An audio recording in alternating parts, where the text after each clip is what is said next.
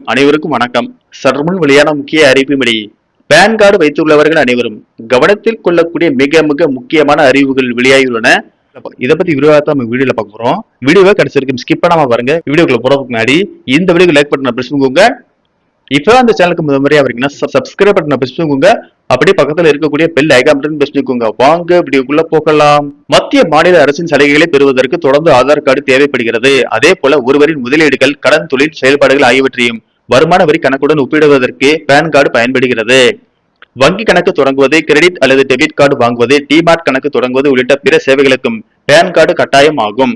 Aadhaar card, pan card மூலமாக வங்கிகளில் digital முறையில் பணத்தை பெற முடிகிறது. இந்நிலையில் இன்றைய டிஜிட்டல் உலகத்தில் தொழில்நுட்பங்கள் எந்த அளவிற்கு வேகமாக வளர்ந்து வருகிறதோ அதே அளவிற்கு தீமைகளும் ஏற்படுகிறது. சமீப காலமாக ஆன்லைன் மோசடி அதிகரித்து வருகிறது. அதிலும் குறிப்பாக சில நாட்களாக பேன் கார்டு, ஆதார் அட்டை போன்றவற்றை கயவர்கள் தவறான வழியில் பயன்படுத்தும் நிகழ்வு அதிகரித்து வருகிறது.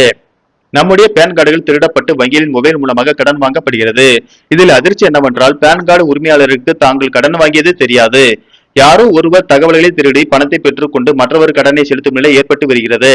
இந்த மோசடியில் நாம் சிக்காமல் இருக்க சில எளிய வழிமுறைகளை கடைபிடித்தாலே போதும். அதை பற்றி இங்கே பார்ப்போம். பேன் கார்டு எண்ணை சமூக வலைதளங்கள் அல்லது பாதுகாப்பற்ற இணையதளங்களில் பகிர்வதை தவிர்க்க வேண்டும்.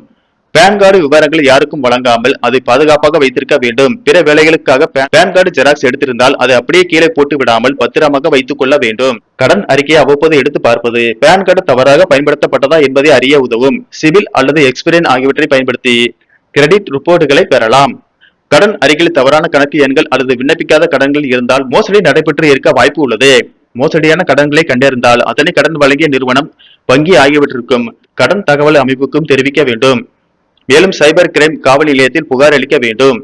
பேன் கார்டுடன் இணைக்கப்பட்ட அனைத்து கணக்குகளுக்கும் வலுவான பாஸ்வேர்டுகளை பயன்படுத்த வேண்டும். SMS மற்றும் இமெயில் அலர்ட்டுகளை உன்னிப்பாக கண்காணிக்க வேண்டும். பேன் கார்டு தவறாக பயன்படுத்தப்பட்டதற்கான அறிகுறிகள்: வருமான வரித்துறையிடம் இருந்து நோட்டீஸ் வந்தாலோ அல்லது நீங்கள் செய்யாத முதலீட்டுக்கு அறிவிப்புகள் வந்தாலோ உஷாராக இருக்க வேண்டியது அவசியம். அதே போல உங்களுக்கு சம்பந்தம் இல்லாத வங்கி கணக்குகள் அல்லது நிதி பரிவர்த்தனைகள் குறித்து வங்கிகளிடம் இருந்தே கடிதங்கள் அல்லது SMS வரலாம். இது போன்ற அறிகுறிகள் தென்பட்டால் அலட்சியப்படுத்தாமல் உடனடியாக நடவடிக்கை எடுப்பது அவசியமாகும். நன்றி, வணக்கம்.